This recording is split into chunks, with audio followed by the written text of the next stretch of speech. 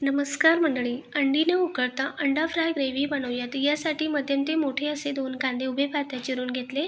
गॅसवर कढई ठेवून पोहे खाण्याचे 2 ते 3 चमचा तेलात कांदे मस्त लालसर गुलाबी रंगावर परतावून घेऊयात. कांदा जास्त काळा करायचा नाही. त्यानंतर आले, लसूण, लाल सुकी मिरची, थोडेसे खडे मसाले, कोथिंबीरची देठं, पाव ग्लास एवढं पाणी घालून मंद आचेवर शिजू देऊयात. आता तोपर्यंत एका फोडणी पात्र्यामध्ये थोडंसं तेल घालायचं. यावर अंडा फोडून मीठ, हळद, कोथिंबीर चिरलेली घातल्याची आणि मस्त अशी पावाचे बनसारखे अंडी तळून घेऊयात. आता वाटणही थंड झाल्यानंतर वाटून घेतलं. आता गॅसवर कढई ठेवून आवश्यकतेनुसार तेल घालून वाटणाचा रंग बदलेपर्यंत परतवून घेतलं. हवं तेवढं ग्रेव्ही पाणी घालायचं. उकळी आल्यावर हळद, चवीनुसार मीठ, थोडासा अंडा मसाला घालूयात. चिरलेली कोथिंबीर. संपूर्ण व्हिडिओ पाहण्यासाठी खाली दिलेल्या टायटलवरच्या त्रिकोणावर क्लिक करा. संपूर्ण व्हिडिओ नक्की बघा.